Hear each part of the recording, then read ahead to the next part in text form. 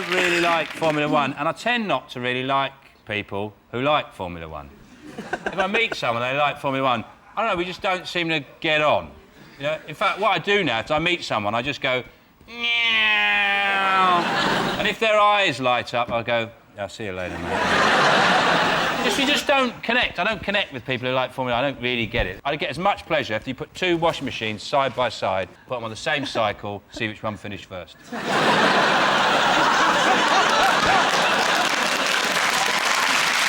What else are Vanessa going to be talking about?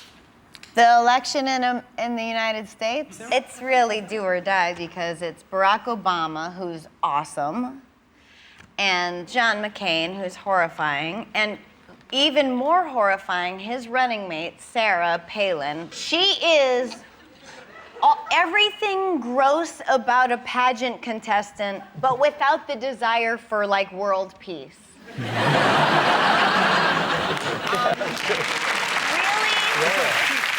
Let's be honest, she's a MILF, right? Let's be honest, right? She's not central again, I forget. Others I'd like to fondle.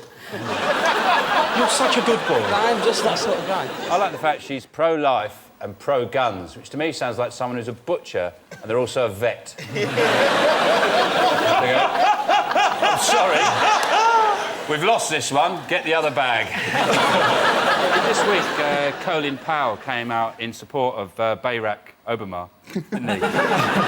Which is quite unusual because Barack's a Democrat and Colin's a Republican. So... Sarah Palin, isn't it? That's her name, yeah, the woman. Yeah. The more right-wing she gets, the more attractive I'm starting to find her. Is that wrong? Like a sexy Hitler. Isn't a sexy Hitler you, Jimmy? I do not really get the joke. Do you really find her attractive, though? No, truly. People say they find her attractive, but I think it would be like sticking your dick into a swirling vortex of hate. That's what I want in a wife.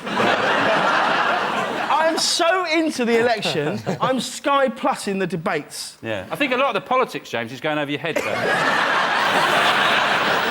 I'm very happy about Obama's victory. Change we need was their slogan. It's quite vague. I can't help but think they stole that from the homeless. Don't you agree?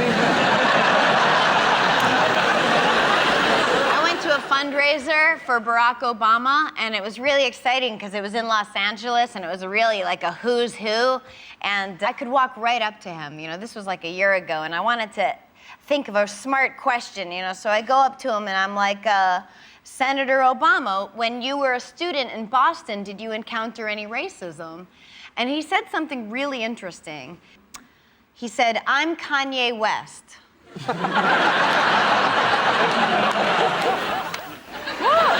That was a fly. Look, it's landed on my finger.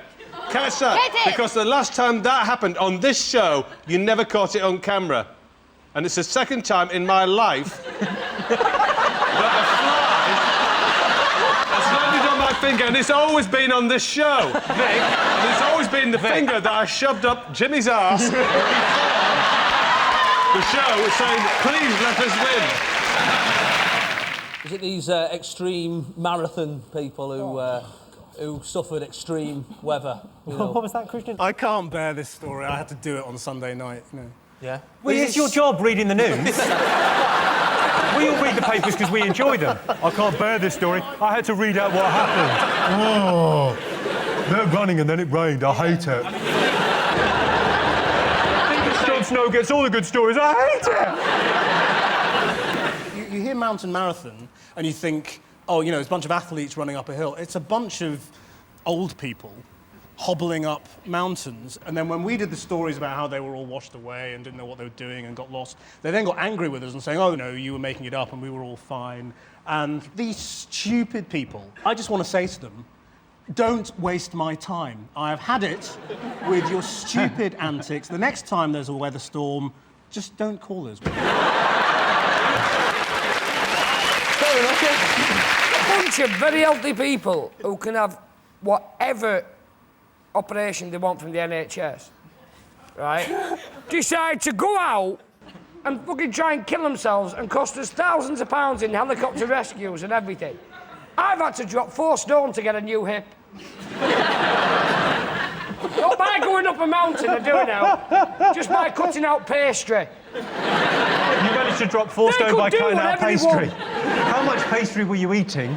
I slept on a pastry bed. And ate... And I ate it every night. I went to bed in a big pie. I woke up in tears. Yeah, I wept gravy. You know. I know the petty. It doesn't sound that far-fetched. I can see your head poking out of a pie. Like you're in a jacuzzi. It was announced this week that the price of Christmas turkeys is set to rise. So we polled our studio audience and asked them, if you had to make a choice, what would you give up? Christmas dinner or Christmas presents? Whoever invented Christmas dinner or came up with, I want to shake, I want to kiss his face, right? Yeah. You don't put any weight on, do you, on Christmas Day? No. That's our little. That's our little gift off Jesus. Fact. He said, "Eat as many matchsticks and miniature heroes as you want." It's in the Bible. I don't like presents. How do you not like presents? First thing I say when I open a present, the second thing I say, first thing I say is, keep your seat. Second thing I always say, and I get right up close, say you're my dad and you give me a present, I get right up close, holding the present, I go, I hope this isn't my main present. So your related question is, more people would like to time travel to the 80s than the 60s. Is that true or false? I know where I'd go back to 1936, Nuremberg, right? And I put a banana skin on the stage. So, totally changed the course of human history. Hitler walks up to give his speech. Millions of Germans going, he's an idiot. There's other people who would have taken over Hitler's job, though. If to get rid of Hitler, you know, Goebbels would have come in. Not taking one banana back to 36. when Hitler goes, whoa, and then they go, right, Goebbels, I'll put another one down. Maybe in the future, a time machine gets invented and you already have done that, and that's how they got the Nazi walk originally. In fact, right? Oh! They go like this. They go. Oh! Oh, yeah, no, I remember. There's 6 blokes here. Let's see, chair dancing, right? Who's got the best moves for Sarah, and see which one turns her on. Yeah, let's definitely start with you. Let's start with. Okay. Yeah.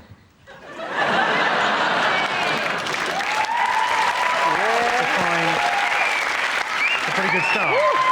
Oh, got a little bit dizzy now. Steve? Oh, God. Come on. I'm going to take a old school... Sarah's close. Yeah. Oh, sorry, I thought you were rubbing a cat. Is this... Your turn. There he goes. Quite high in the air. I've actually been dancing for the whole show, but I've been doing the river dance, so there's no upper body movement whatsoever. The whole show I've been dancing away happily. While you lot have been playing your panel game, I've been throwing shapes under here. There is a version of this show that goes out in Ireland, which is just Alan's feet. Very popular it is too, but if you want some upper body stuff, what about that? You realise whoever wins this, you have to... Yeah, here we go. Now the high point, ladies and gentlemen, what you've all been waiting for. It's just a bit of that. Oh, nice. Not too much, you know. Oh, keep those orderlies away, they're stealing my stuff. Well, I like to take things slowly, so usually what I do is I start off with...